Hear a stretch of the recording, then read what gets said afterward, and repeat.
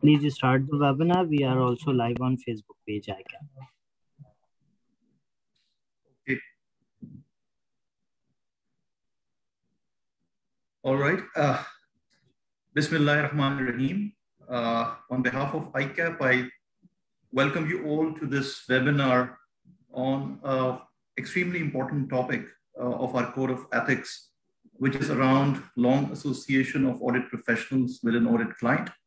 And in other words, the auditors rotation. So the concept of auditors rotation was introduced in Pakistan in about 2002, around 20 years back from now, through the implementation of the Code of Corporate Governance. And that concept, when introduced, was as a result of a global wave of regulations which was faced by auditors around the world as a result of Enron crisis at that time.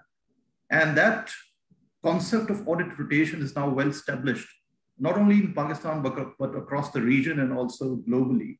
To what extent the audit rotation contributes to the audit quality is something which is still a subject of professional debate globally and also in circles in Pakistan. But it is also a fact that the IFAC recognizes that auditor rotation is something which is essential and necessary for the profession. And as a result, IFAC, the ethics board, has set out standards and requirements as part of the code of ethics to make rules around auditors' rotation requirements. There are certain advantages of audit rotation. Those who argue for audit rotation believe that after a certain time it is in the interest of the audit quality that a fresh eyes look at the audit, a fresh perspective is provided to the client in terms of the judgments that have been taken on the audit, and that helps improve the audit quality. On the other hand, people believe that the audit rotation also result in certain disadvantages to the audit quality because the auditors through its engagement gains a lot of knowledge about the audit client, its systems and processes, and that knowledge help improve the quality of the audit by performing deep audit procedures and exercise of professional skepticism, and that helps improve the audit quality because of a deep understanding of the auditor about the internal controls and systems. And that knowledge is lost when the auditor is rotated after a certain period of time. But at the end of the day, the IFAC believe that after a certain period, it is required of the auditors to be rotated off to reduce the threat which is caused by the familiarity with the audit client. In addition to the IFAC Code of Ethics, many countries have made rules around audit rotation, including Pakistan. And in many cases, those rules and regulations are more stricter than the IFAC Code of Ethics. The purpose of this webinar today is to take you through the ICAP's Code of Ethics requirements around auditors rotation. And recently, a year back, ICAP has also made certain changes to those requirements as a result of the changes made by the International Ethics Board of IFAC. And those changes now provide a more detailed guidance on the requirements of auditors rotation. And in some way, those requirements are extended. Say, for instance, previously requirements revolved around only the engagement partner. Now those rotation requirements also encompass the engagement quality reviewer partner as well. And there are many other complexities which may be caused because of the practical situations faced by the audit practitioners when those requirements are applied. So the purpose of this webinar today is to provide you an overview on all those requirements, and particularly the practical aspects and the situations which may be faced, and what are the answers to those situations. ICAP has also published a very good document of FAQs, which answers many of the questions and which discusses many of the practical situations which may be faced by the audit practitioners. So in this webinar today, we have a very experienced speaker, Yusra Zubairi. She's associated with Air Ferguson's and Company, and she has a wide experience around the quality and risk management function of the firm. And she will provide us with a presentation on the auditor's rotation requirements in the Code of Ethics of ICAP as it stands today. And then followed by the presentation, we have a very experienced panel of audit professionals comprising of 4 different partners of different firms. We have with us Asim Nazir from Asim Nazir and Company. Then we have Khurram Jamil from GG Anjum Asim. We have Naresh Kumar from Yusuf Adil and Company. And the panel discussion will be moderated by Yusra. And following the panel discussion, we also have a question answer session of about 30 minutes where we'll take the feedback and questions and comments from the audience. And we'll try to answer as many of questions as are possible within the time frame that we have. And to conclude the session, we have Mr. Rana Osman, who is the chair of the Auditing Standard Committee of the ICAP. And we'll request him to conclude the session with his remarks. So with that, I think it's time for me to hand over to Yusra to start her presentation and enlighten all of us around the rules. Thank you. Yusra, over to you. Thanks, Arsalan. Assalamu alaikum, everyone. I'll just start with sharing the presentation.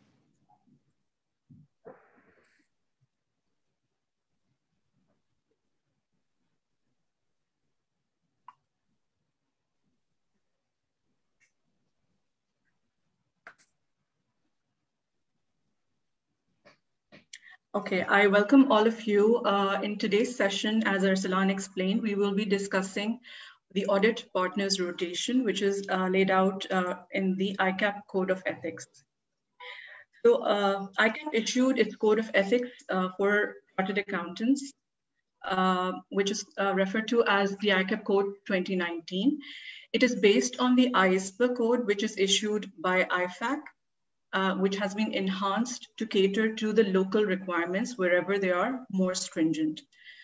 Section 540 of the ICAP's code details the requirements and application guidance for long association of personnel with an audit client, which is pertaining to the audit partner rotation requirements applicable in Pakistan. Now, Section 540 applies to all audit clients and has specific requirements for public interest entities, which are more restrictive.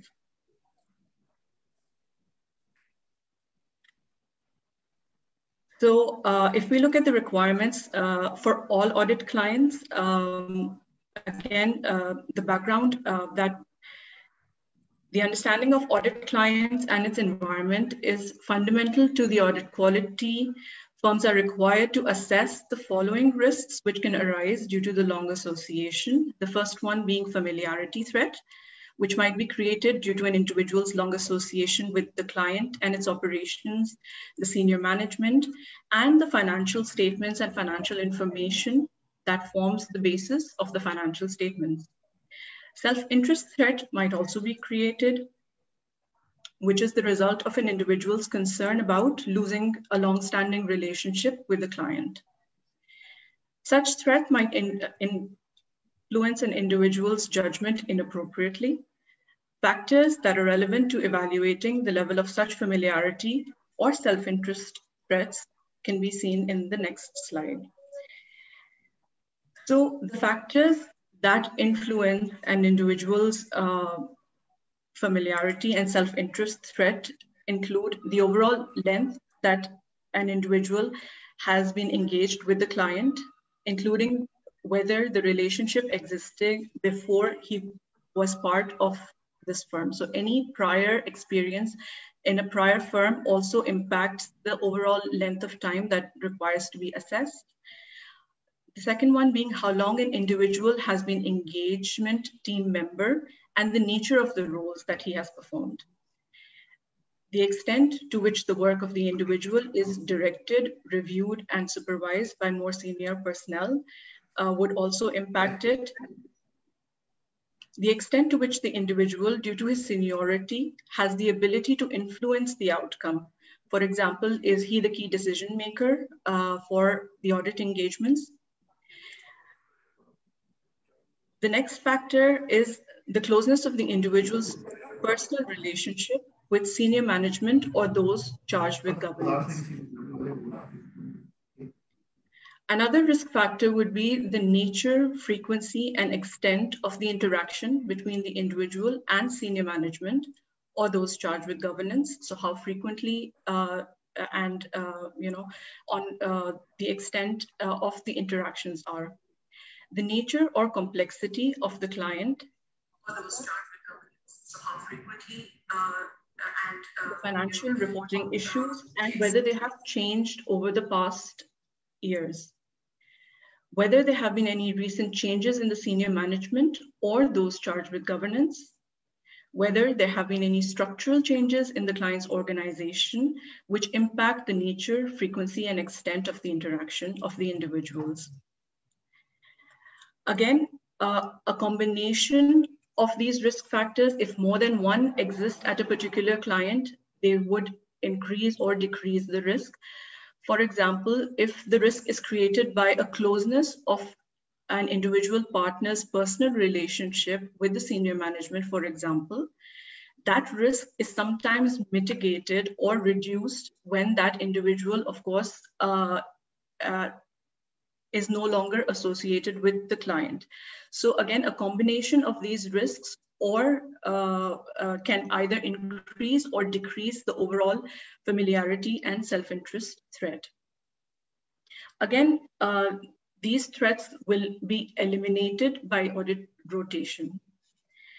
But there are also some safeguards that firms can place in, against these threats. These safeguards would include changing the role of an individual on the audit team or the nature and extent of the tasks that are performed by that individual, having an appropriate reviewer who is not an audit team member to review the work of an individual, and performing regular and independent internal and external quality reviews of the engagements. All these are examples of safeguards that would reduce the threats. Now let's look at, we discussed earlier that the code sets out specific requirements for public interest entities. So let's just step back and have a look at which companies or which clients would qualify as public interest entities. So public interest entities would include listed companies or unlisted companies where they are public sector companies that are defined in the Act, whether they are non-banking financial companies, which are asset management companies, pension fund managers, REIT management companies, or deposit-taking NBFC.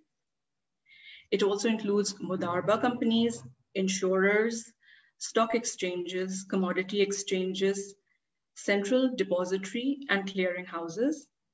It would include banking companies, including foreign banking companies, microfinance banks, DFIs, and the recent addition of all companies engaged in the production and sale of sugar. So these are the companies where the requirements would be more stringent, which we are going to discuss in the next stage. So let's have a look at the requirements for public interest entities. So the roles which are to be considered are that of an engagement partner, an engagement quality control reviewer, and any other key audit partner roles. In that, the code specifies that the time on period for an individual in his individual capacity or in a combination of roles. So that means for a single role or a combination of such role cannot exceed 7 cumulative years unless the law prescribes a shorter period. Now, in case that an individual who has served in only any one of the above roles the individual requirements for the cooling off period for if he has served as an engagement partner alone on a specific audit client would be 5 consecutive years. So, and then if he has served as an engagement quality control reviewer, the cooling off period would be 3 consecutive years. Any other key audit partner role would require a cooling off period of 2 consecutive years. The requirements change if an individual has served in a combination of roles. Let's have a look at the requirements of the cooling off period if an individual has served a combination of roles. If he has been an engagement partner for 4 or more cumulative years and any other key audit partner role, then the cooling off period required would be 5 consecutive years. If the individual has served as an engagement quality control reviewer for 4 or more cumulative years and any other key audit partner role, then the cooling off period required would be 3 consecutive years. If the individual has served as an engagement partner for 3 or more years and an EQCR for 4 or more years, then again, the cooling off period would be 5 consecutive years. Any other combination of key audit partner roles would require 2 consecutive years of cooling off. So the code sets out separate requirements if an individual has acted in a single role in an engagement and where he has acted in a combination of roles.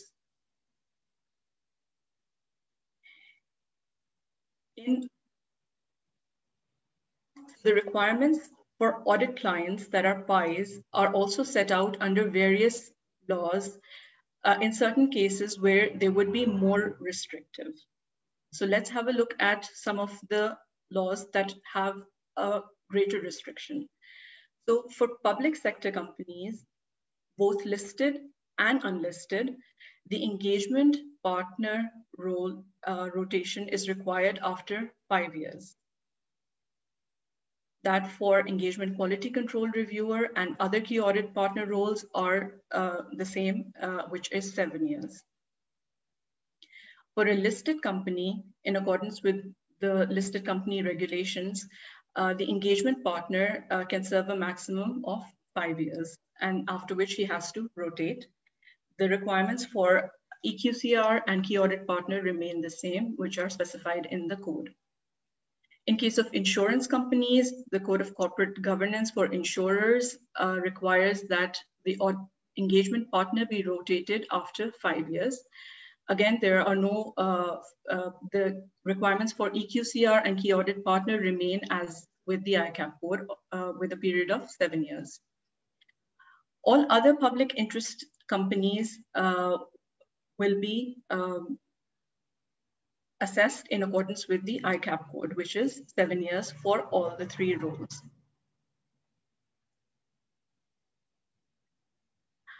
Some of the other factors that should be considered is that in calculating the time on period, the count of years should not be restarted unless the individual ceases to act in any one of the roles discussed for a minimum period. The minimum period would be a consecutive period at least equal to the prescribed cooling off period, which we have discussed earlier. If an audit client becomes a public interest entity, the firm shall take into account the length of time that the individual has served the client before becoming a public interest company.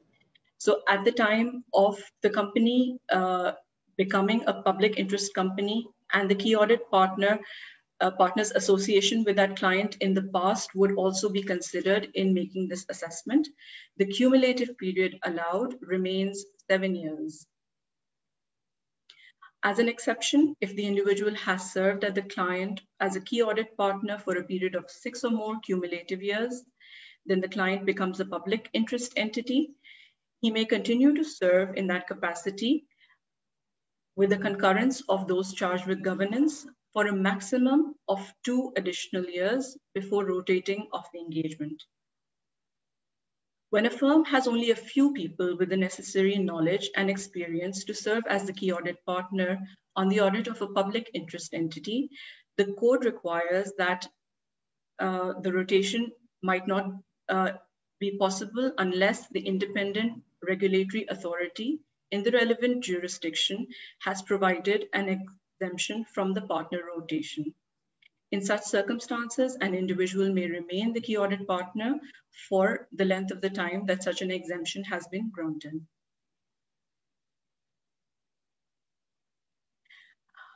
Again, for single audit, for sole proprietorships, often there is a query with respect to the requirements of audit rotation on how they can fulfill the requirements, because the CCG 2019 requires that audit firm, which is the sole proprietor, is supposed to be rotated after 5 years. The SECP has clarified that the requirements to change sole proprietor audit firm is applicable as and when the period of 5 years is completed after the promulgation of the CCG regulation, which is the 25th of September. So for example, an audit firm, which is a sole proprietor, was appointed as the auditor of a non-financial sector company in 2017. It has to be rotated in 2022 in compliance with the regulations.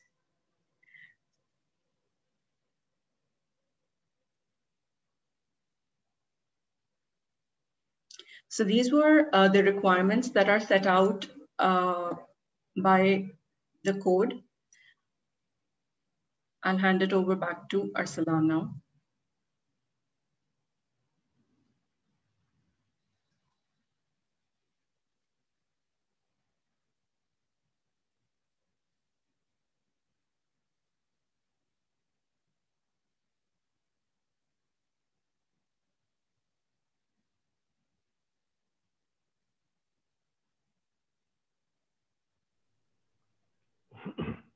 Arsalan, are you there?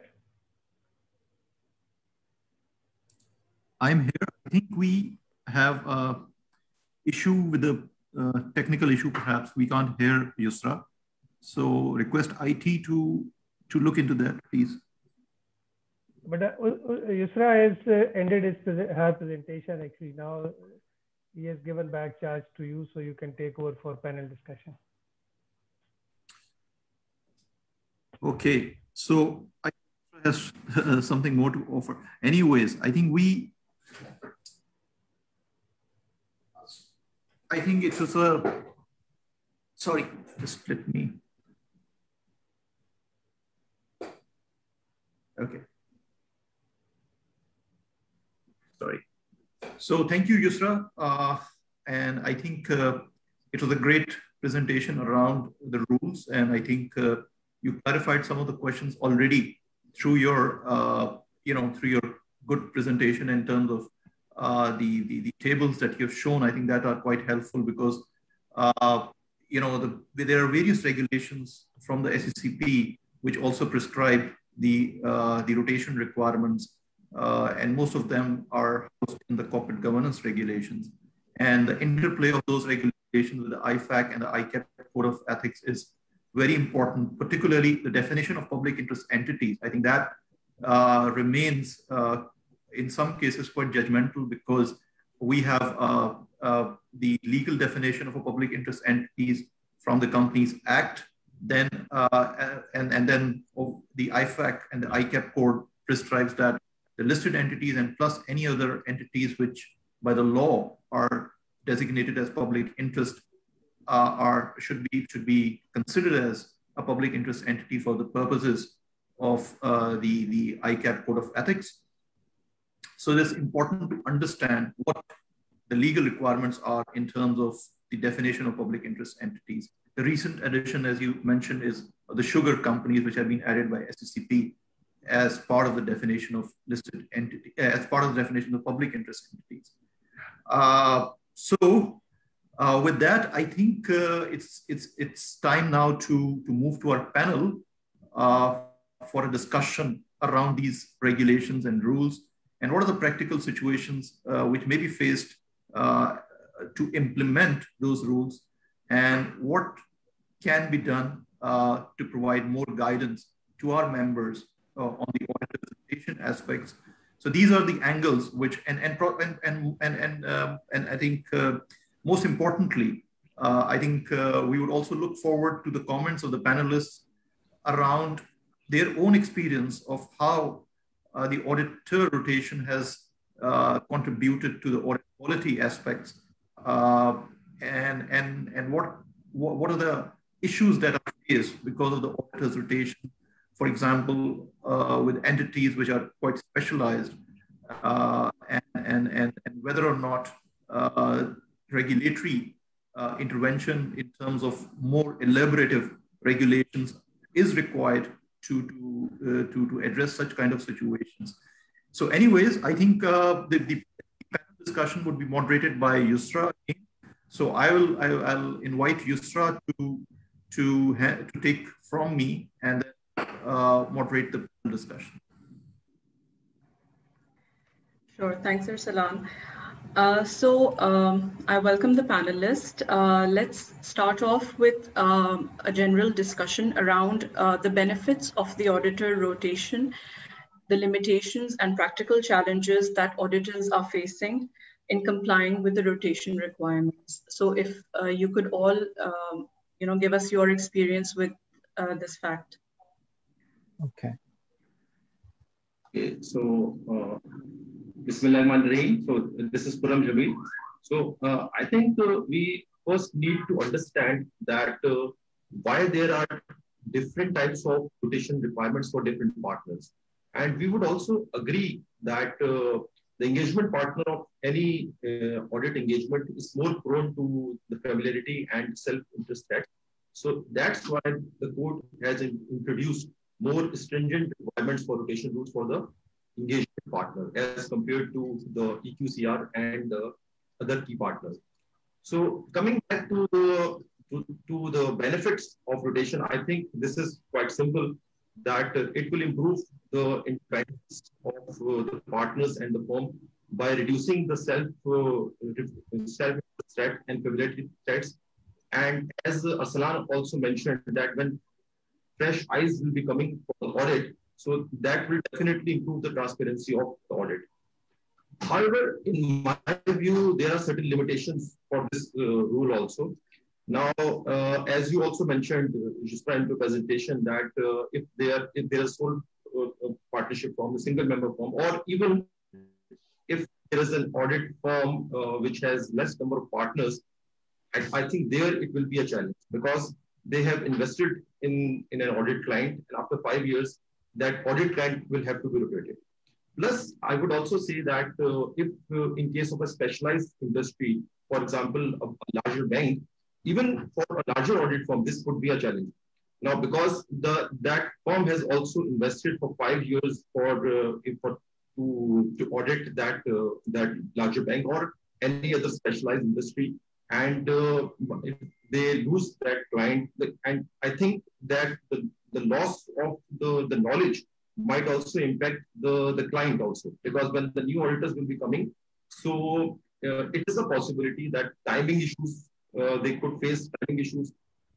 And and I also feel that in Pakistan, because we have a special restriction on the financial services, what I was reading the different jurisdiction requirement, I think Pakistan has one of the most strict regulations as compared to other countries. In European Union, the requirement is 10 years. In UK, the requirement is also 10, but in Pakistan, this is 5 years. So I will say that this is a mix, that we have some benefits also, and there are some limitations also. Okay. Yeah, I want to add something here, what Khurram has mentioned already. Yes, we have requirements which are a bit strange compared to the other countries. Like if we look at the code, code says that the requirement for public interest entity should be 7 years. But here in Pakistan, we have requirements of 5 years for rotation of partners, and in case of the banking sector, we have a requirement to rotate the firm even after the 5 years. Here, I want to add something. There are some industries in Pakistan which are highly regulated. They are, I think so, independent parties who are monitoring their acts, but still they are facing such type of requirements like a mutual fund industry. If we look at the mutual fund industry, they have a rotation requirements of the firm after 5 years, but their operations are simple compared to the banking industry, and like their activities are more regulated compared to the banking industries, or sorry, under listed entities. So in this case, it seems this is my personal view, that the requirements are a bit stringent. Here, the regulator may consider that instead of rotating the firm after the 5 years, this rotation period can be 7 years, or it can be bring to the, I think so, the change in the partner instead of changing in the firm. Even in certain mutual fund industries like a pension fund, we have a requirement to change the auditors after 3 years. So these are the certain requirements which seem, in my view, a bit stringent for the local industry where the operations are simple and straightforward, but these requirements are in the practice. As far as changes are concerned in rotation, yes, we see that because when there is a long relationship of the auditors with the firm, there may be chances of the collusion with the management and with the auditor. That may cause. I think Yusra, please. Yeah, that may cause. Yusra? I think.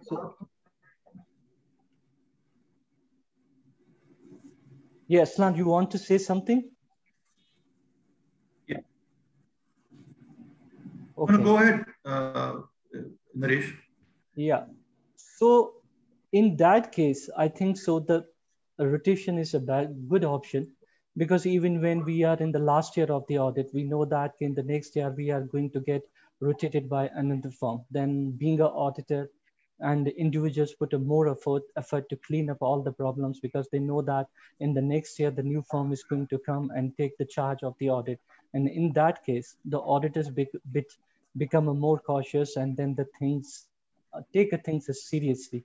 So this is good way. There are the both things, pros and cons for the change in the auditors, but we need to see the industry also, where we are putting the requirements.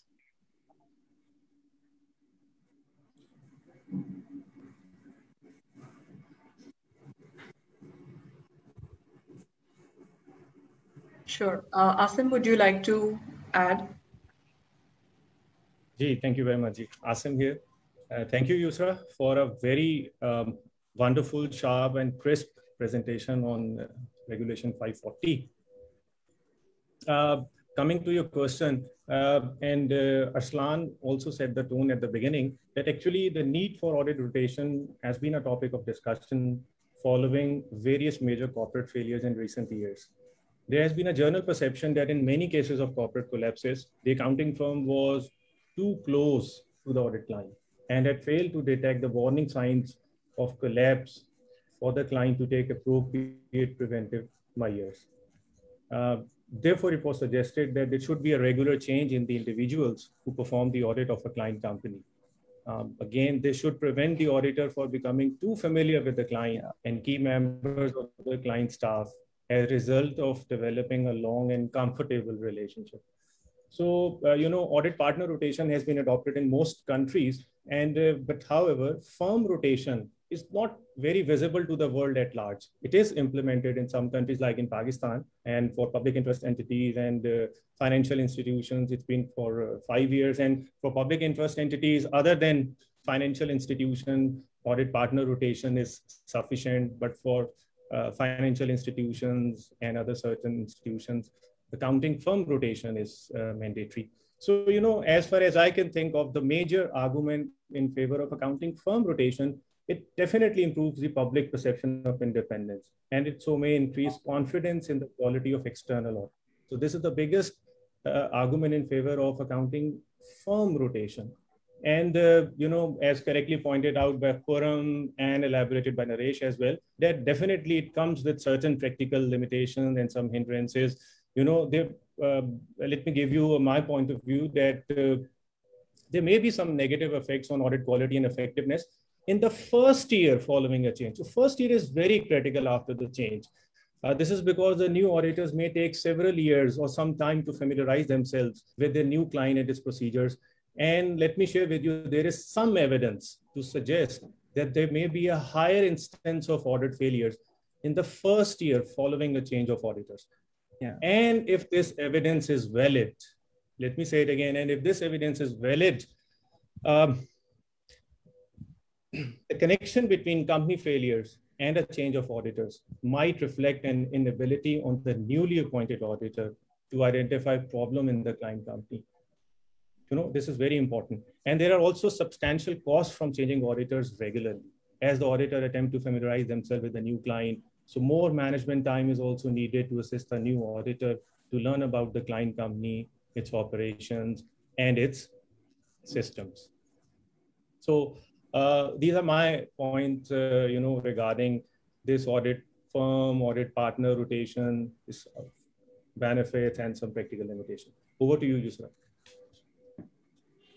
Okay, thanks, Khurram, Naresh, and Asim for your comments on that. So we see that while the threats to familiarity and self-interest are real, and the topic has been in scrutiny internationally, there are some practical challenges in the application of these guidelines, but they are over a period, a fresh pair of eyes always, you know, it might be a good change with respect to the situation.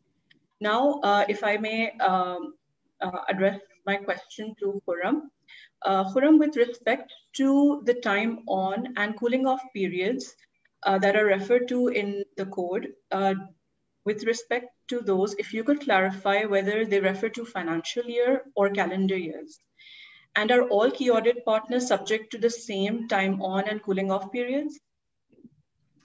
Okay, so the first, to answer the first question, very simple, that the term year means the financial year of any entity, the calendar year. Meaning if the year 30th June is the financial year, so that would be considered for rotation, or if December or any specialized year, so that year would be considered for the rotation. Okay, so as far as the time period is concerned, you also mentioned in your presentation that the basic principle is same, like 7 years is the time on period for any engagement. However, if there are certain requirements, and meaning in Pakistan, there are certain requirements. So for instance, in case of financial services, I think the partner rotation is not applicable because the firm has to be rotated after 5 years. But in case of listed companies in the code 2019, so the requirement is that the partner can be rotated after 5 years. So meaning engagement in terms of the time period for engagement partner for listed entities, it would be 5 years. Okay. And in terms of the EQCR and the other key audit partner, any other key audit partner, the maximum time is 7 years. So the only change, I would say that because there are strict rules in Pakistan, so the engagement partner cannot serve as an engagement partner for more than 5 years in any case. Now, the new concept in this code is regarding the cooling off period. So the cooling off period for engagement partner is 2 years. For quality reviewer partner is, engagement partners is 5 years. For EQCR is 3 years, and any other key audit partner is 2 years. So one important concept here is that this cooling off period be consecutive years. Meaning, if in the last 7 years, a partner is serving as an engagement partner, and he or she has taken breaks for in year 2 or year 4, so that would not be considered as a cooling off period. So the cooling off period would be from year 19, 20, 21. And the similar concept would also apply for EQCR and other partners. So there has to be consecutive years. And in terms of the time on period, meaning that the engagement partner has served for 5 years in the last 7 years, so that will be considered as a time on period. So the only difference is that the cooling off period should be consecutive, And the time on period doesn't need to be consecutive years. Thanks, Khurram. So I'll direct my next question to Naresh. Naresh, with respect to audit engagement partner of subsidiary moving to the audit of a listed parent company. So if an audit partner has completed 5 years as an engagement partner on the audit of a subsidiary of a listed company, is the audit partner required to complete any cooling off period before participating in the group audit of the listed company? Yeah.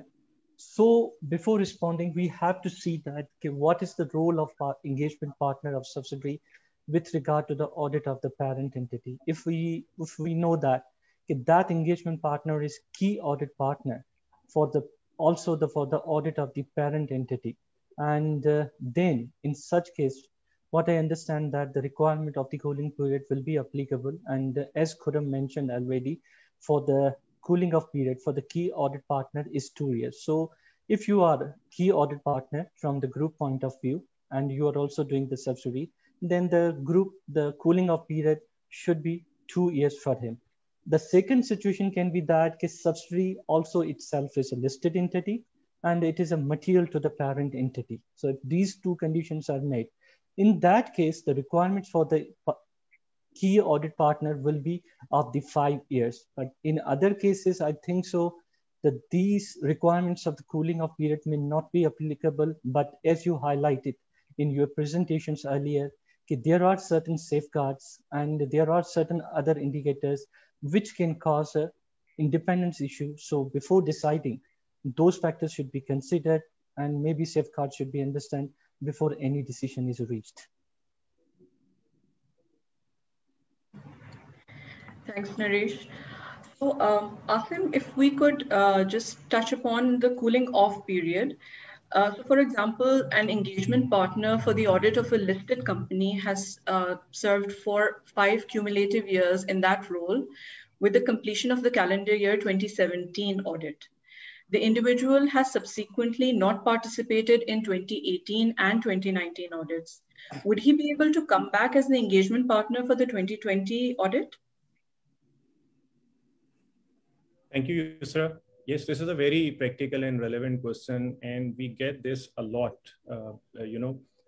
We need to see the applicability date of the revised Code of Ethics 2019. It is applicable from 1st July 2020. And before this, the Code of Ethics 2015 was applicable, under which cooling off period of 2 years was required. So as per your question, if engagement partner has served for 5 cumulative years of a listed company, for up to 2017 audit. And then he cooled off for 2018 and 2019. In those years, Code of Ethics 2015 was applicable. So under previous code, he has cooled off and complied with the requirement of previous code. So, now he can come back to 2020 audit and he can be an engagement partner for new 5-year time on period under new code. So that is the answer here. Right. So if I can just follow that up with another scenario, for example, that the engagement partner of a listed company has served for 5 cumulative years with a completion in 2019 audit. So how long would the cooling off period be in that instance? Yeah, it means that 2019 audit was completed under previous code, and under previous code, 2-year cooling off period was required. But meanwhile, on 1st July 2020, new Code of Ethics is now applicable. So now that partner needs to comply with the cooling off period under new Code of Ethics. So he needs to cool off for 5 years now, and then he can come back and for another 5-year term. So previous code is now not applicable anymore. He has to comply with the new code of period, which is 5 years, and then he can start the audit again. Yusra, I have some questions from the audience as well. Yes. So the question for Naresh is that in case of an NBFC, which is also registered as a Section 42 company, how the rotation requirements would apply. So NBFC, also a Section 42 company, I think maybe he's talking about maybe a microfinance institution or similar entity, because normally an NBFC is not a Section 42 company. Yes. So that's a question for Naresh. But Arslan, what I understand from your question, NBFC, you have mentioned that it's more like a microfinance bank. Okay. So I think so for microfinance bank, correct me if I'm wrong, that the requirement should be 5 years for the rotation of the firm, because microfinance bank is treated like a rotation requirement for the bank. So the rotation requirement should be 5 years. I think the principle is that whether or not this entity falls under the definition of a public interest entity. So if it's a public interest entity, which because of a registration as NBFC, it falls under definition of public interest entity, because any entity which has a similar independence requirements or applicability of the Code of Corporate Governance would be treated as a public interest entity. Yeah. So in that way, they may be subject to the rotation requirements. The other question is that how, yeah, because I think NBFCs are by default will come in under the public interest entity. So meaning yes, that's what. Yes. Yeah. Okay. Okay. And the other questions are around. Yeah. Sorry. Go ahead. So you said about microfinance bank, financial institute. So he will be audit firm rotation, not the partner. So 5-year audit firm will be rotated. Just to make it clear. Yeah. Yeah. Yes, you're right. Because of the NBFC regulations requirements, which are specific, and that are more stringent than the Code of Ethics, and so the local regulations would have to be applied. Exactly. The other question is about a 2-member firm, a 2-partner firm, or a 3-partner firm. Obviously, firms with limited partner would find it more challenging to apply the auditor's rotation requirements. So the question is, how do you see the implementation of these requirements for a firm which has only 2 or 3 audit partners, and what is the requirement of the court for such firms? And I think question. Aslan, so you Asim, are talking. Is for you. Please. Okay.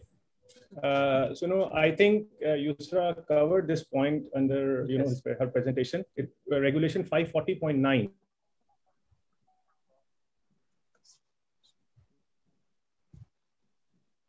A firm has only a few people, with necessary knowledge and experience partner. So, truly speaking, if there is no other person within the firm, who can take up the audit as an engagement partner, so that simply means rotation is compulsory. That simply means the firm will be rotated. Only exception would come from the regulator. So that firm may need to apply to the regulator, and if the regulator allows, with certain safeguards of his own, for example, regular review, and that review would be conducted externally, not the internal. So the exception would come only from the regulator, which is SCCP, with their necessary safeguards. Only then it would be possible. But if there are no person to conduct the audit partner rotation means firm rotation. Yeah. Yeah. So I think which means it becomes for a smaller firm or a firm with limited partners to have more and more public interest audits because of the rotation requirements. And such firms have to formulate a strategy to deal with such situations. And obviously their forward planning about the business, I think, also be impacted because of the rotation requirements. And they need to take strategic decisions as to increase the audit partners in the firm, if they want to continue with more public interest entities audit, or to face the rotation and then obviously have address this business situation. So it becomes more challenging, certainly for firms with limited number of audit partners. So far, I think we have only such questions from the audience, and I encourage all of you who are watching us to feel free to ask or raise any other questions with the panelists or with the speaker, Yusra. I think it's a good time to be clear on those requirements.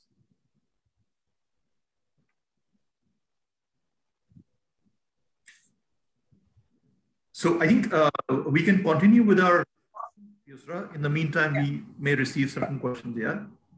Sure. So I'll address my next question to Khurram. Let's discuss, Khurram, about the correlation of roles with respect to audits of subsidiaries. So if an individual has served as an engagement partner for the audit of a listed company for 5 years, and another individual has been the engagement partner of its subsidiary for 5 years, what is the cooling off requirements for both these individuals? Okay, so the cooling off requirement for the parent auditor is very simple because you mentioned it's listed entity. So the cooling off period should be 5 years. Now, if we see the engagement partner for subsidiary, so there could be two scenarios. Now, if subsidiary is also listed, so meaning the cooling off period will be 5 years. If the subsidiary is not listed, and so there will be no cooling off period requirement as per the code. However, the firm can definitely introduce its own self-interest threats and familiarity threats. Okay, having said that, I think there could be a possibility that the subsidiary, now we have to see that if that subsidiary is material for the parent in terms of the group audit. If we assume that it is material, so the engagement partner of subsidiary will become a key audit partner for the group. So in that concept, so he or she will have to go for a cooling off period for 2, because he will become the key audit partner, and the cooling off period for a key audit partner is 2 years.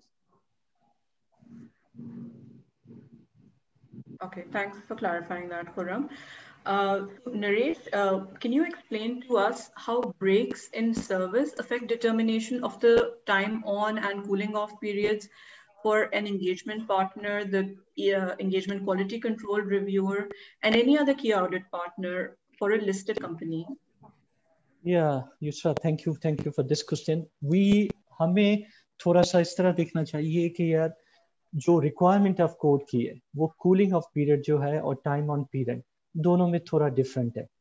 अगर cooling off period shorter है, break बीच में आ जाता है, then that cooling off period will not be considered. For example, individual is engagement partner for 4 years, then he is taken a 1 year off. वो किसी भी हेल्थ के इश्यूज की वजह से या किसी भी रीजन की वजह से 1 साल ऑडिट नहीं कर पा रहा, and then again he becomes an engagement partner. So during the period of the 6 year, he has been an engagement partner for 5 years. But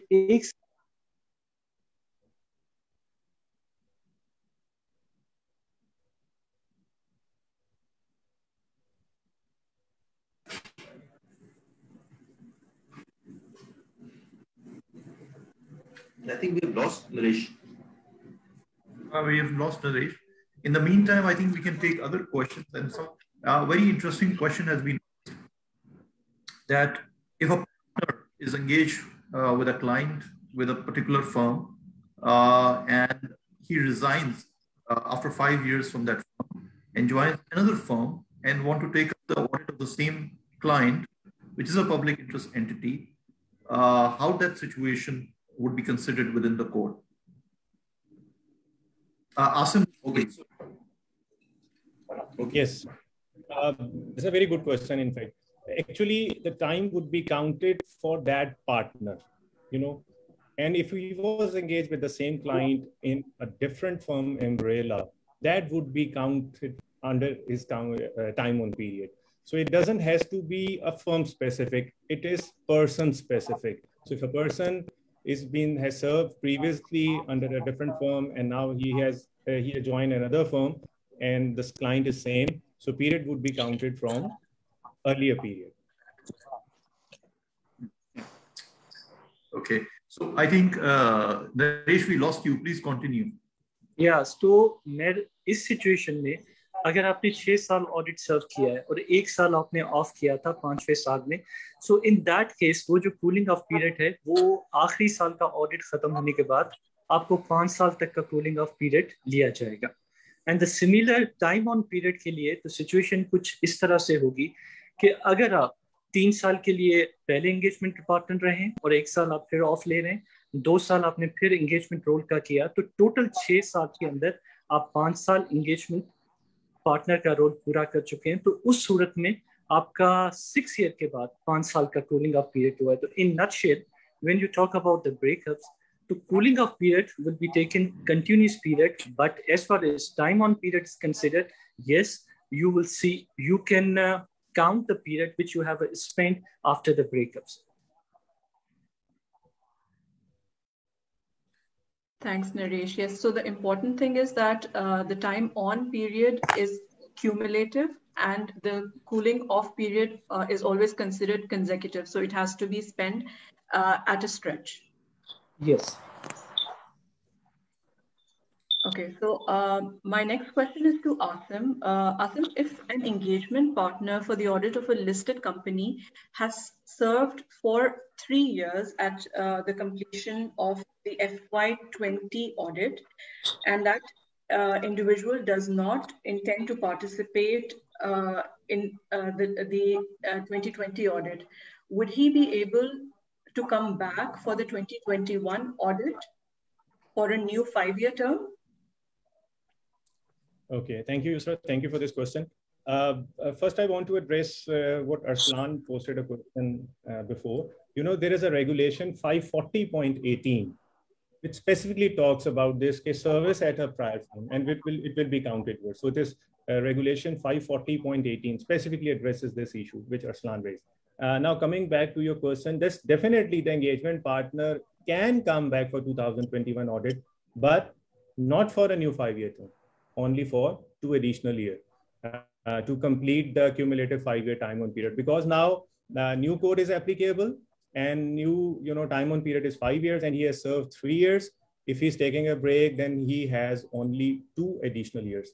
There is another choice. If 2020 audit he hasn't done, if he takes 4 more years cool off period, then he can continue with the assignment from 2025 for new 5-year term. But as far as your question is concerned, if he wants to come back for 2021 audit for a new 5-year term, no, he can certainly come back, but for only 2 additional years.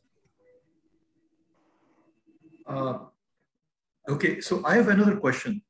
Now, the concept of key audit partner has been discussed in the code.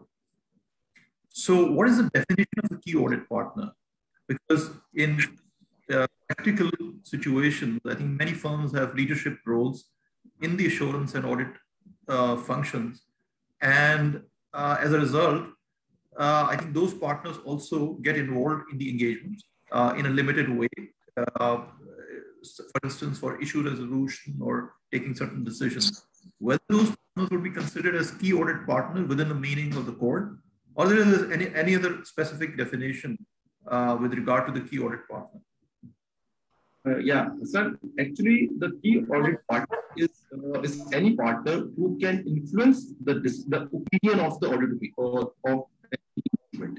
So, if you are referring that if a partner who is in charge of the audit department, if he or she can influence the opinion of the engagement partner, then he will be considered as the key audit partner. And a good example we can take is, for instance, if a subsidiary or the engagement partner of a subsidiary audit, and that subsidiary is material for the parent, so that key audit, that engagement partner of subsidiary would automatically become a key audit partner for the group, because the parent auditor will be using his work as an audit evidence to support his opinion on the group financial statements. And another example could be, say, in most of the cases, we use partners from different departments of an accounting firm. And if we are using a partner from different department, again, if he or she can influence the decision, for instance, if we are using a partner who is giving us his opinion on impairment testing of a very significant component, so he will also become a key audit partner.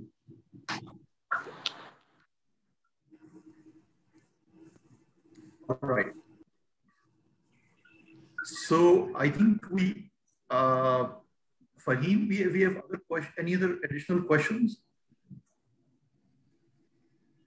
Yes, Sir Salan, I have emailed you. Okay. So I have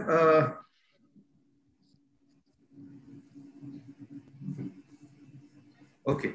So I think there are questions around the smaller firms, whether or not they have the capacity to have the engagement quality reviewers. So if they do not have such capacity, whether then they can refer to other firms for appointing engagement quality reviewers. I think this is an interesting situation. So, Asim, what do you think? I think arrangements can be made. Yeah. Definitely there is no restriction. Arrangements can be made, outside firm to be, an engagement quality control review. Yeah, but just here I want to add one thing. This is the right thing, as has highlighted. This work can be referred to the end of the important thing is that whenever you have a contact with other firm and other firms performing a EQCR for you, then the independence requirements, which is for the engagement team, also becomes applicable to another firm. So other firm which is ready to play a role of EQCR, it needs to consider independence requirement. This will be the important point of view for that firm also. Yes, I agree with you, because even in the big networks where when you don't have expertise within the firm, you refer the work to the another member firm to perform a quality control review or to support you on the technical areas. But what I see personally, the only thing is the independence requirements which another member firm has to follow whenever they accept a role of EQCR. And I think in this case, probably the audit firm will also need permission from client also, or at least yes, agree. That firm will be using the expertise of any other firm. So all the formalities need to be made, intimation, those charged with governance, intimation, independence requirement, as Naresh pointed out and Puram said. So definitely all those requirements, all the mechanism related to EQCR should be followed. But outside firm persons can be contacted. Yeah, because things have become a yeah, please. Yeah, because Aslan, things have become a complex, and it's not possible for any firm to have all the expertise. We have been the part of the network, you are part of the network, because considering the challenges, issues which we face, we need a consultation, we need a expertise, which may not be available with you. In that case, it's better to consult with some other firm, because the objective is to give an opinion which is in line with the requirements of the auditing standards, which make sure that your opinion, which you have expressed on financial statements in accordance with the approved accounting standards. So for that, I think so we need support from some, because nowadays it's not possible to have expertise in every matter, in every audit.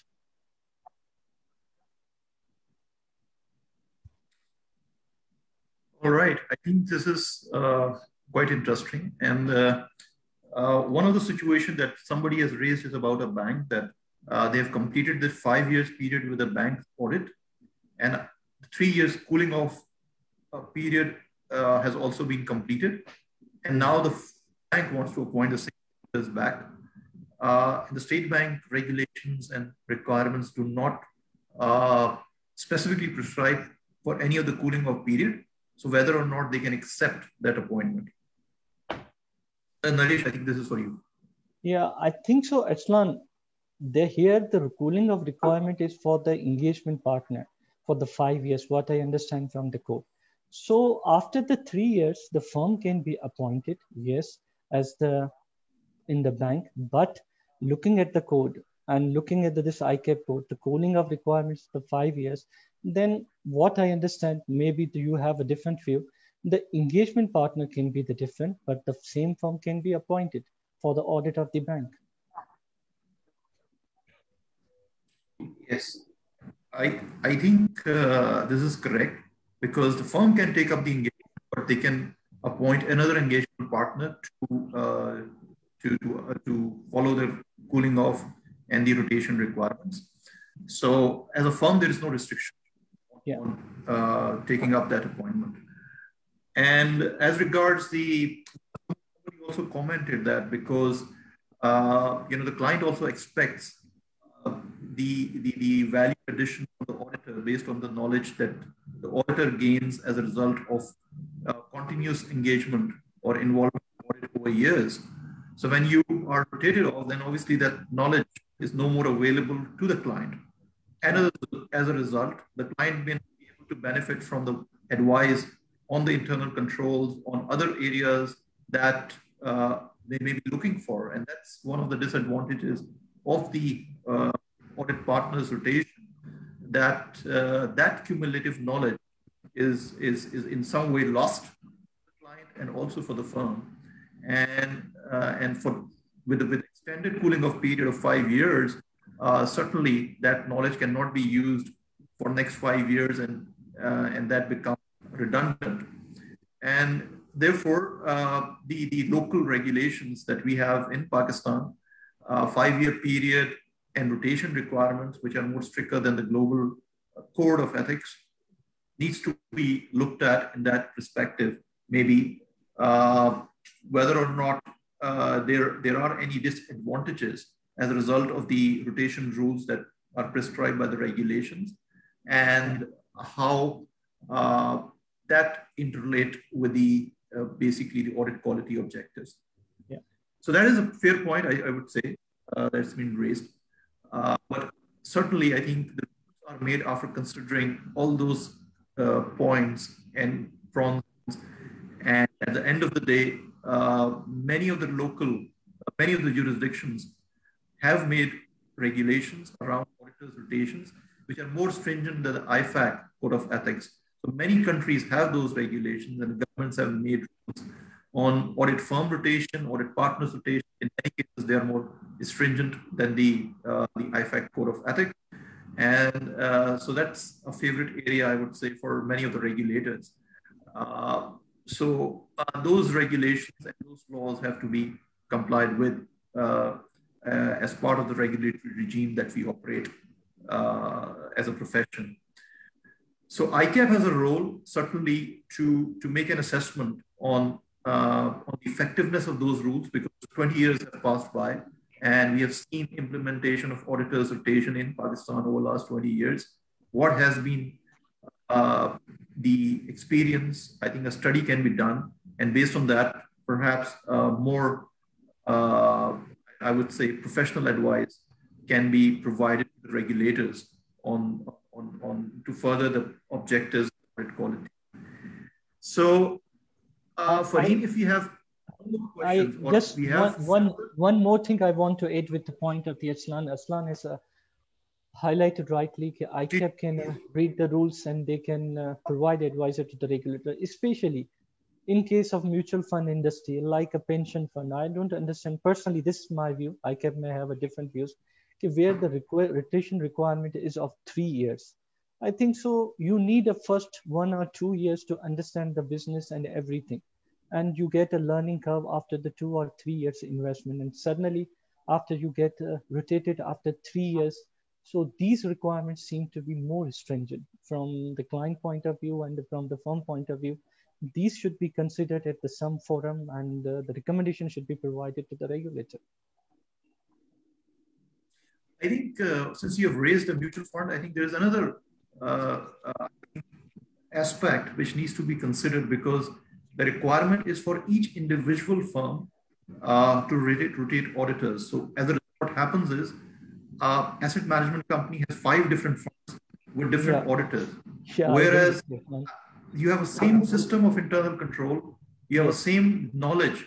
So asset management company and all the mutual funds ideally should be audited by the same auditor to save a lot of time and bring in efficiencies. Otherwise, multiple auditors work with the same organization, looking at the same systems and providing independent opinions. I think that's a lot of overlap, which can be avoided because it's at the end of the day, one entity, one control, one set of people looking at all the mutual funds from a management and financial reporting point of view.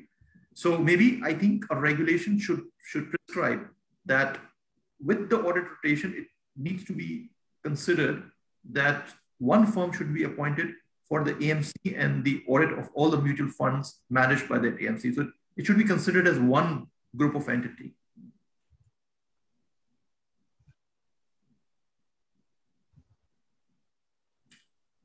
So, okay.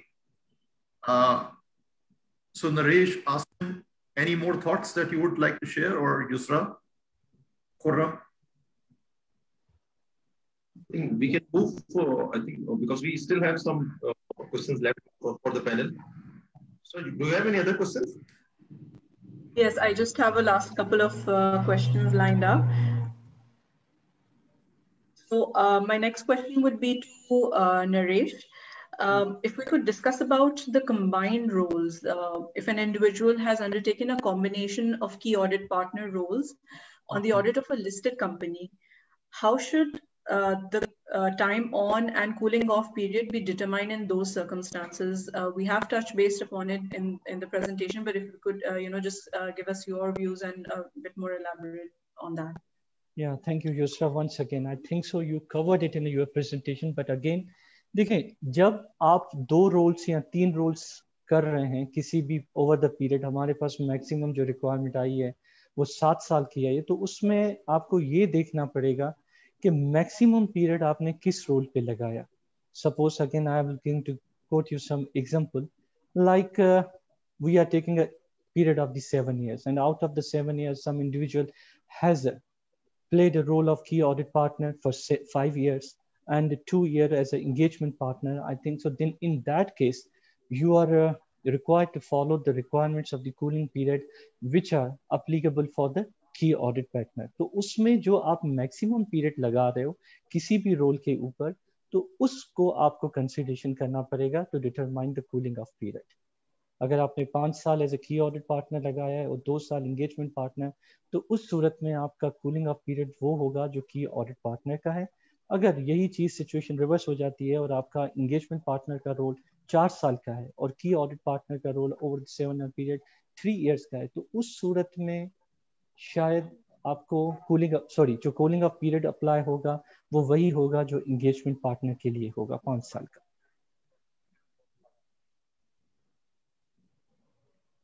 Thank you for that. So Asim, my next question would be for you. If we were to talk about the restrictions during cooling off period, for example, 2019 was the 7th year that an individual has served as the key audit partner on the audit of a listed company. Then he commences the cooling off period starting with the 2020 audit. How should the provisions regarding additional restrictions during the cooling off period be applied? Thank you, Yusra, for this question. Revised Code of Ethics 2019 has addressed this very elaborately कि cooling off period में हम क्या-क्या काम नहीं कर सकते, क्योंकि ये इतना addressed नहीं था इशू, बस ये था cool off करना है. But cool off करने का क्या मतलब, भाई स्विमिंग पूल में चले जाना है हमने और स्विमिंग करनी है, cool off करना है, कोल्ड शावर. बट इस क्लाइंट के पॉइंट ऑफ व्यू से बात यहाँ पे ये हो रही है कि इस क्लाइंट से रेलेवेंट हम कूल ऑफ में क्या क्या हमारे लिए रिस्ट्रिक्शंस हैं, हम क्या क्या काम कर सकते हैं, क्या क्या काम नहीं कर सकते रिस्ट्रिक्शन. तो रिवाइज कोड बहुत अच्छे तरीके से पूरा एक सेक्शन है रेगुलेशन 540.20 और उसने वो रिस्ट्रिक्शन इम्पोज की हैं कि कूल ऑफ पीरियड में एक जो की ऑडिट पार्टनर है वो क्या क्या काम नहीं कर सकता. For example if I can name few, मतलब उसमें यह कि he can not be an engagement team member at all, not even quality control review. ठीक है, तो ना वो एंगेजमेंट टीम का मेंबर बन सकता है, ना ही वो क्वालिटी कंट्रोल जो है वो देख सकते हैं उस एंगेजमेंट की. और फिर और आगे ये 540.20 जाते हैं और वो ये कहते हैं कि हम इवन एंगेजमेंट टीम जो करंट एंगेजमेंट टीम है उसके साथ कोई कंसल्टेशन भी नहीं कर सकता ये जो प्रीवियस की ऑडिट पार्टनर है रिगार्डिंग कोई भी टेक्निकल कोई इशू है, इंडस्ट्री स्पेसिफिक हो, ट्रांजैक्शन स्पेसिफिक हो, जिसका उस ऑडिट एंगेजमेंट के ऊपर इफेक्ट पड़ता हो. तो इवन कंसल्टेशन भी जो है वो रिस्ट्रिक्टेड है, डिसअलाउड है. और इससे भी बढ़ के एक और चीज जो कि अगर यहाँ ना लिखी होती तो शायद हम सबका एक डिफरेंट पॉइंट ऑफ व्यू होता, उसमें डिफरेंट टेक होती कि what about non assurance services. क्या कूल ऑफ पीरियड के अंदर एक जो की ऑडिट पार्टनर जो कूल ऑफ कर रहा है क्या वो उस क्लाइंट के लिए नॉन अश्योरेंस सर्विसेज के साथ लिंकअप हो सकता है कि नहीं हो सकता। तो अगर ये चीज़ यहाँ लिखी भी है, जो कि मैं भी डिस्कस करता हूँ, अगर ये ना होती तो ये सब्जेक्ट टू ओपिनियन हो जाता। शायद मेरा कुछ और ओपिनियन होता, आपका कुछ और होगा, डिफरेंट लोगों का कुछ और होगा, बट यहाँ पे वो भी मना कर दिया है कि आप इवन कूल ऑफ पीरियड में नॉन अश्योरेंस सर्विसेज के साथ भी इन जो है वो लिंकअप नहीं हो सकते। और उसकी कुछ थोड़ी सी इलेबोरेशन है कि वो नॉन अश्योरेंस सर्विसेज जिसके अंदर आपको बहुत ज़्यादा सिग्निफिकेंट या फ्रीक्वेंट इंटरेक्ट करना पड़े with the client, senior management या दोस्त विद गवर्नेंस, सो वो वाली नॉन अश्योरेंस सर्विसेज मना है। या एक और भी है कि इंटरेक्शन या फ्रीक्वेंट या सिग्निफिकेंट इंटरेक्शन के अलावा अगर उस नॉन अश्योरेंस सर्विस का ऑडिट एंगेजमेंट के आउटकम के ऊपर कोई डायरेक्ट इन्फ्लुएंस आ रहा है, फॉर एग्जांपल वैल्यूएशन सर्विस है, हमें कहते हैं कि पेंशन लायबिलिटीज को डिटरमिन करें, प्रॉपर्टी की वैल्यूएशन है, कुछ इस किस्म की नॉन एश्योरेंस सर्विसेज, तो क्या उसमें हम हो सकते हैं? नहीं, इसमें फॉल कर जाएगा, क्योंकि पेंशन लायबिलिटीज का रिवैल्यूएशन सर्विसेज का, प्रॉपर्टी प्लान इक्विपमेंट का डेफिनेटली ऑडिट एंगेजमेंट के आउटकम के ऊपर एक इफेक्ट है, क्योंकि एक मटीरियल और सिग्निफिकेंट अमाउंट है।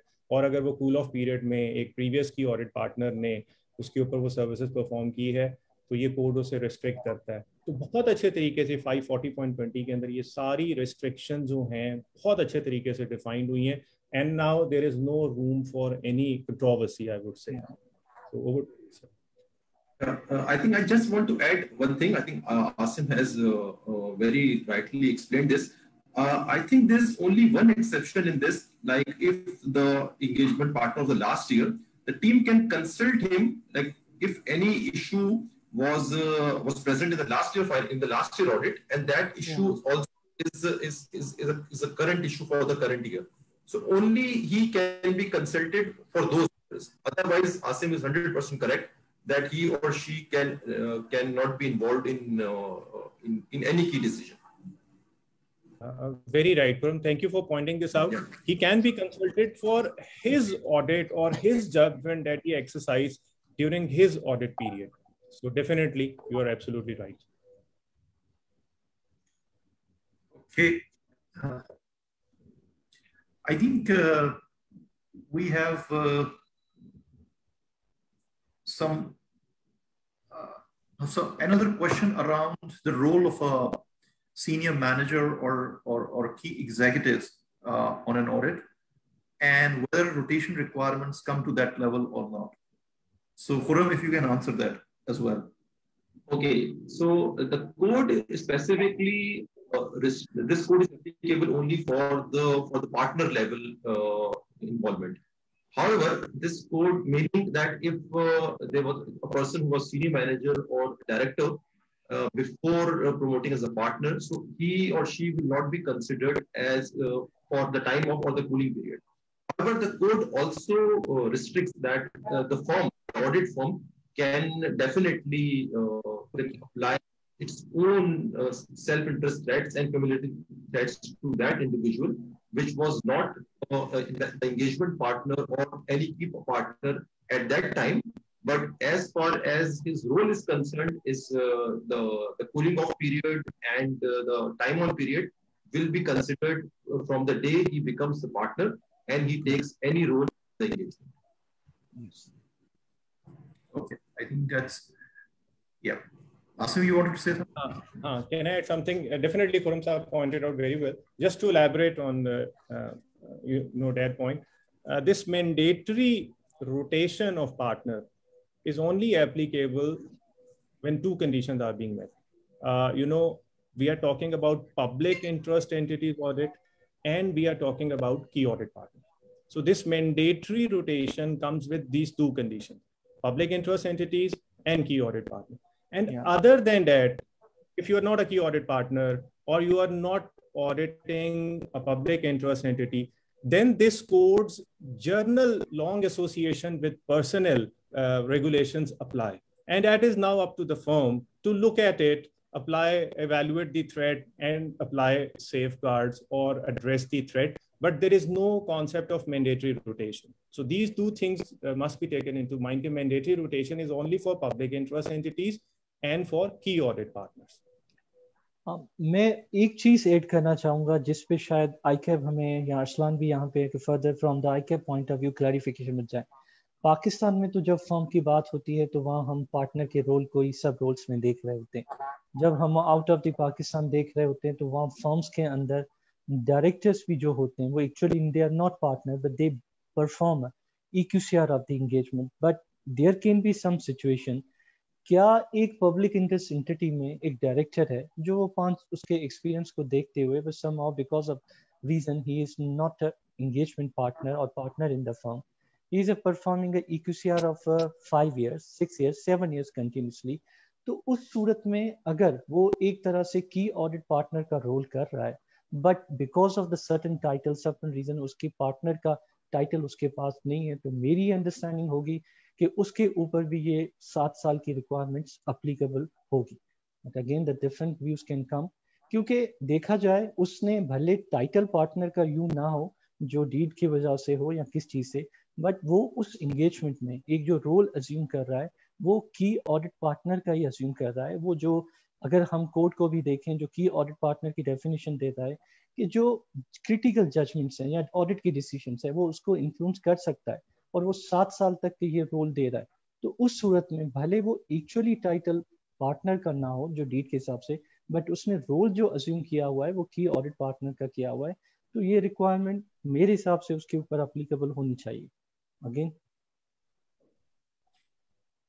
I think you're right, because in substance, the role and the decisions he's taking are important to the engagement as a whole. So we have to look at the 540 in its substance, and although there are certain rules and prescribed years, but at the same time, 540 in its own theme requires that familiarity threats have to be reduced.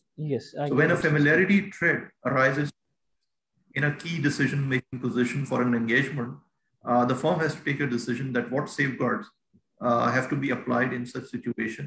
And given the scenario that you have just explained, I think maybe a more appropriate safeguard would be to rotate off such person after 7 years. But certainly a policy has to be made by the relevant firm, keeping in view the requirements and the substance of 540 Code of Ethics requirements.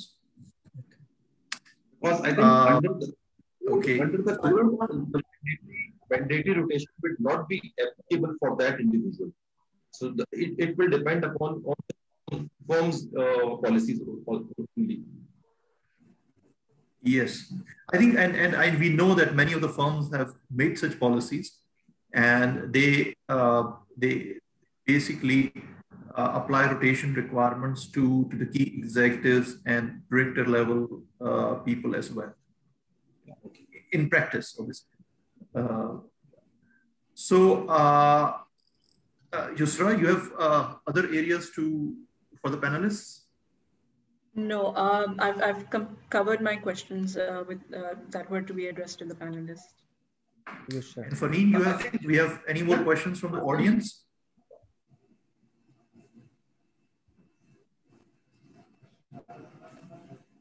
So if we don't have any questions, so I think one question is. Yeah, okay, go on.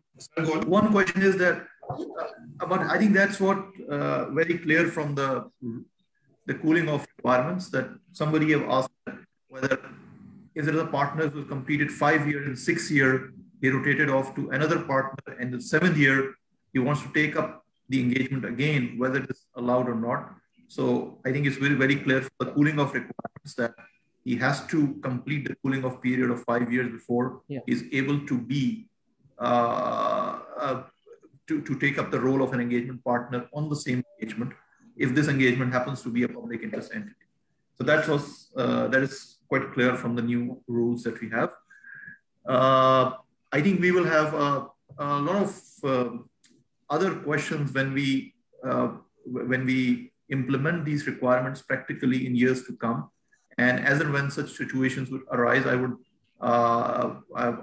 would assume that and expect ICAP to add to these FAQs as and when such situations are posed as questions to the ICAP And this document may become more and more comprehensive as more and more questions are pointed out by the members or the corporate sector on the application of rotations. And the audit committees, obviously this is something which is much relevant to the audit committees to understand those requirements while they are in a position to take decisions on appointment of auditors. And it is also their responsibility to make sure that the rotation requirements are complied with. So it's not only the audit firms and the auditors who have to comply with these professional requirements. These requirements are part of the corporate regulations, governance regulations, and those regulations apply to the corporate entities and companies. And they also need to make sure that the auditors they are appointing are following these requirements in letter and spirit. So that, I think I would now request Mr. Usman, who is the chair of the Audit Standards Committee of ICAP and Ethics Committee of ICAP, to provide us with his views on the session and also with the concluding remarks. Over to you, Usman sir. Thank you very much, Aslan. I think before I say anything, there is another question which came in the chat. So if a panelist would like to address that.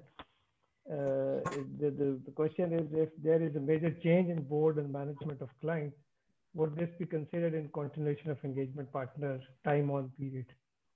If any of the panelists would like to address it.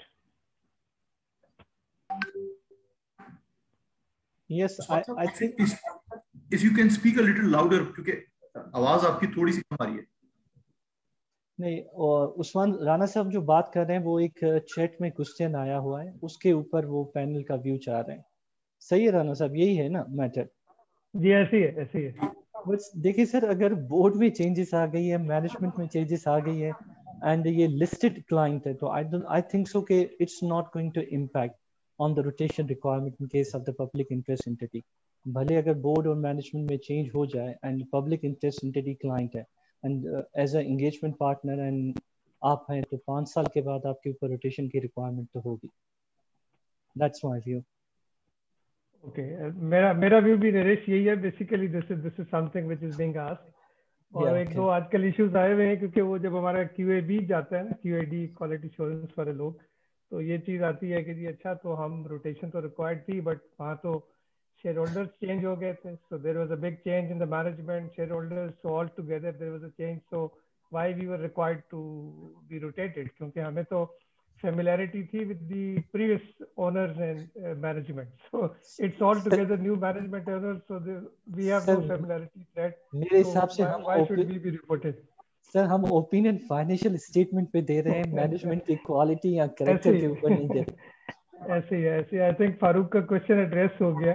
This is not change of the management. Sir, there is one more question we have received through Facebook Live.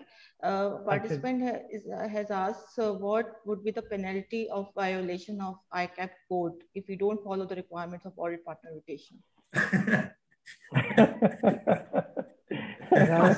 आप इसको बेहतर edit कर सकते हैं. I think penalties का पूरा एक schedule है. मतलब the matter will definitely go through the investigation committee, because we have our independent setup of investigation if such things happen actually. So somebody has to complain or somebody has to report to that process.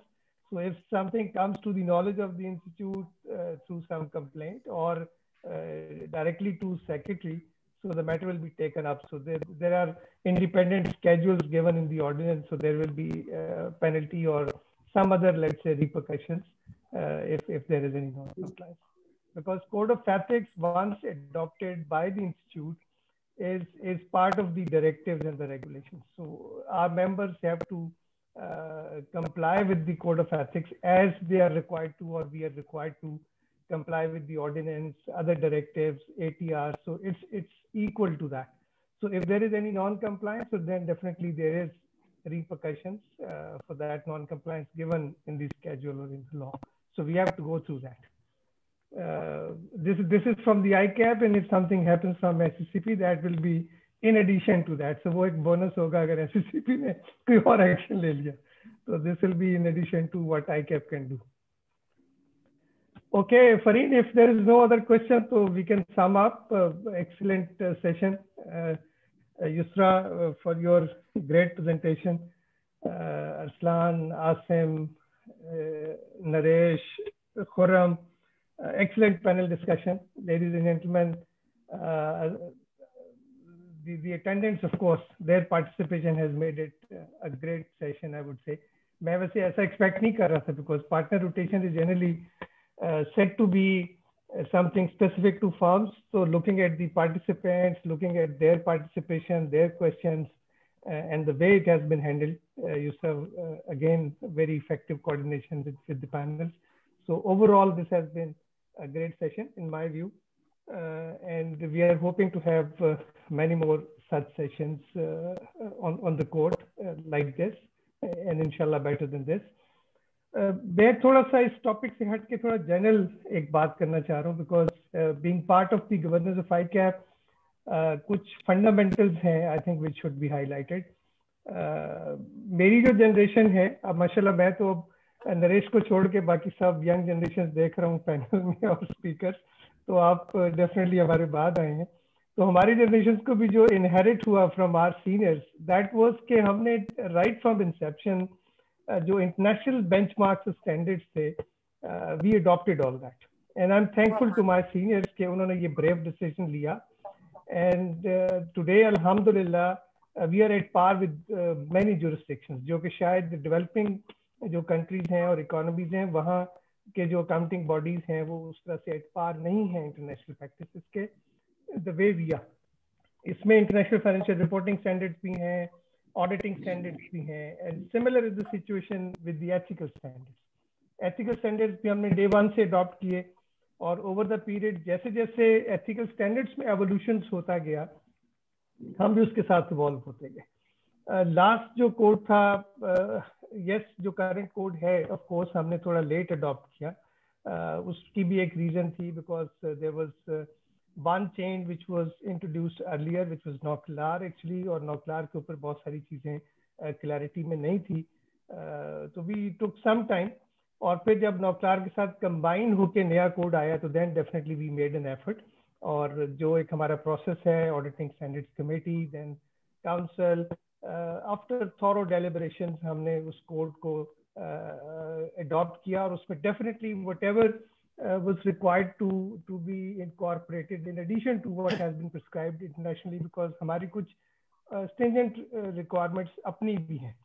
Like हम फी के ऊपर बहुत stringent हैं, ordinance हमारा उसमें बहुत सारी चीजें रिस्ट्रिक्ट करता है, एडवर्टीजमेंट पब्लिसिटी पे हम बहुत हद तक रिस्ट्रिक्टेड हैं, दुनिया काफी ओपन कर गई है, although in a graceful manner. Of course ethical code में जो लिमिट्स प्रिस्क्राइब्ड हैं they are reasonable and professional, but of course हम ज़्यादा restricted हैं. तो वो सारी changes, कुछ हमारी अपनी rotation की requirements ऐसी हैं जो कोड से आती हैं, कोड ऑफ कॉर्पोरेट गवर्नेंस से. तो after incorporating all that, now this document is something which is meeting the requirements which have been prescribed internationally, and of course whatever is there in our local regulations. So एक combined document है. तो इस combined document में बहुत सारी changes हैं. As if you see, जो हमने इसका फ्लायर भेजा था सेमिनार का, उसमें हमने कुछ चीजें हाईलाइट की हैं, और इसीलिए हमने जो थोड़े सेशंस चाह रहे हैं करना वो टॉपिकल हैं. लाइक हमने ऑडिट रोटेशन को एक टॉपिक के तौर पे टेकअप किया, नौकलार कुड बी अनदर वन, और बहुत इंडिपेंडेंट टॉपिक है, इंडस्ट्री को बहुत ग्रेटली इन्फ्लुएंस कर सकता है, इफेक्ट कर सकता है, इवन प्रोफेशन को भी बहुत हद तक इम्पैक्ट करेगा. तो आई एम होपिंग कि that is also going to be a good session. इसी तरह से इंडिपेंडेंस की रिक्वायरमेंट्स पे बहुत ज्यादा एम्फोसिस है as compare to the other let's say और the previous requirements. Although independent हमेशा एक बड़ा टॉपिक रहा है, कंट्रोवर्शियल टॉपिक रहा है, सेंसिटिव टॉपिक रहा है, and stakeholders have always been demanding कि जी बहुत स्ट्रिंजेंट किस्म की चीजें कर दें और ऑडिटर को फरिश्ता बना दें ताकि वो इंडिपेंडेंट हो जाए. और अगर वो इंसान रहेगा तो शायद वो गलतियां करता रहेगा और कंप्रोमाइजेस करता रहेगा, बट डेफिनेटली एक ह्यूमन बीइंग और फिर एक प्रोफेशन में रहते हुए जो मैक्सिमम पॉसिबल चेंजेस हो सकती हैं, we can only do that. और उन सब को सामने रखते हुए इस वक्त इंडिपेंडेंस के अगर आप रिक्वायरमेंट्स देखें बहुत स्ट्रिंजेंट हैं। अच्छा, उसमें अगेन कुछ थोड़ा हम इन्फ्लुएंस हुए हैं स्टेक होल्डर से इंटरनेशनली भी। Initially if you look at the code, ये एक फ्रेमवर्क टाइप और प्रिंसिपल्स जो है प्रिस्क्राइब करता था कि जी okay within this framework आप एक अपनी सर्टेन प्रैक्टिसेस अडॉप्ट कर लें, so you will meet the objective.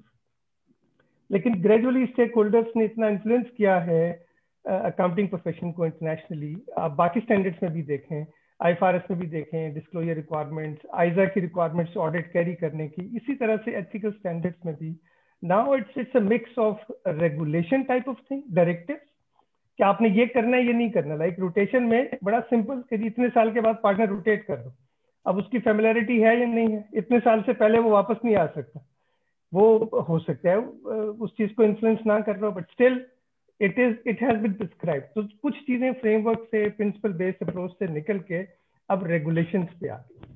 तो इसी कॉन्टेक्स्ट में प्रोफेशनल्स की जो रिक्वायरमेंट्स हैं कि वो इन रिक्वायरमेंट्स को अंडरस्टैंड भी करें, इसको एम्बेड करें अपनी प्रैक्टिसेस के अंदर, so that whenever they think, whenever they, let's say, come up with some proposals, they come up with some solutions or services to their clients, तो यहाँ से उनको हर वक्त एक मॉनिटरिंग और अलार्मिंग होती रहे कि जी आप ये कर सकते हो, आप ये नहीं कर सकते हो, आप ये कर सकते हो, आप ये नहीं कर सकते हो।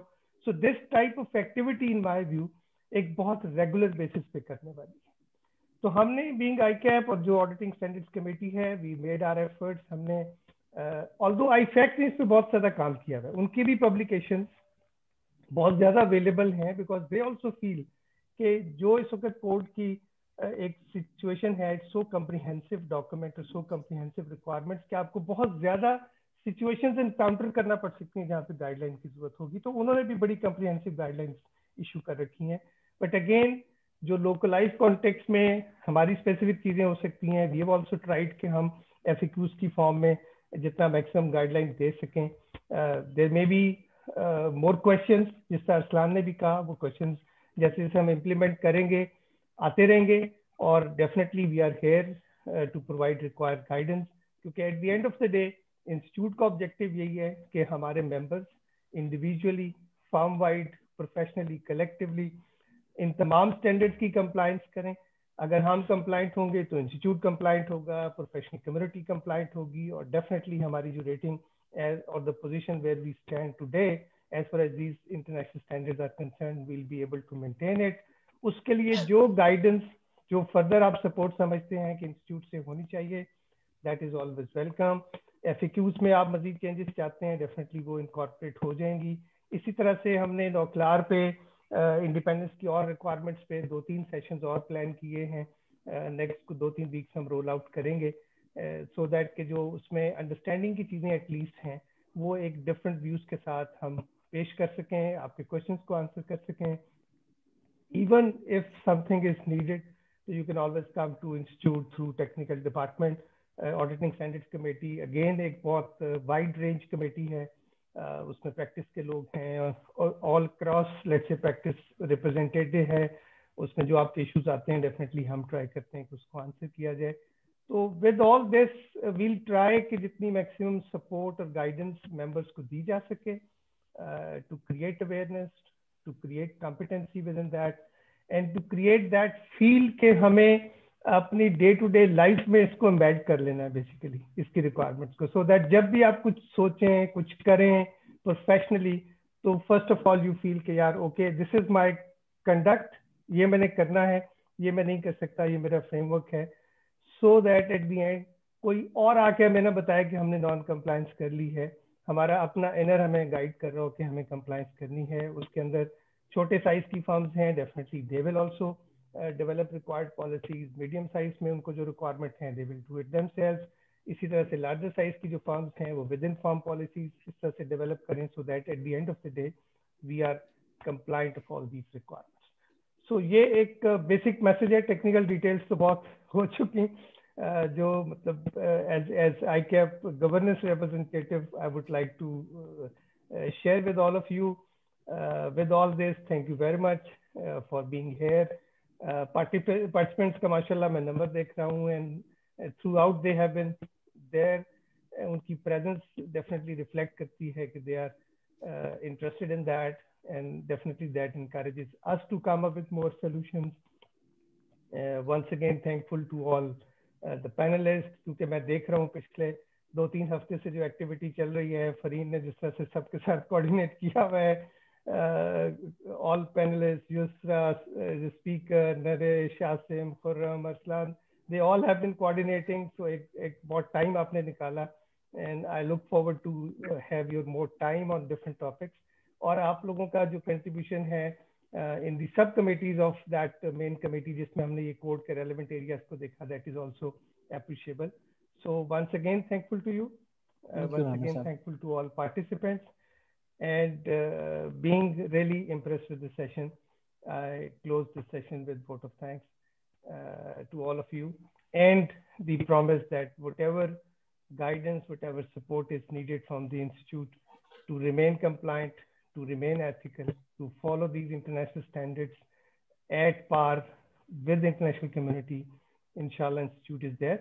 And we as a community, as a professional group, would definitely continue that legacy जो हमारे seniors ने हमें दी, inherit की. और मेरा ख्याल है मैं जो इस वक्त पैनलिस्ट हैं उनमें इतनी सीनियरिटी तो क्लेम कर सकता हूँ कि मैं भी कह सकता हूँ कि अब हम भी आपको इनहेरिट करेंगे, और इंशाल्लाह you will carry and continue this legacy for the next generations to come. Thank you once again, and Allah. Thank you, sir. Thank you, Rana Sahab. Thank you, everyone. Hafiz. Thank you, Ji. Thank you. Allah. Thank you. Khuda Hafiz. Thank you.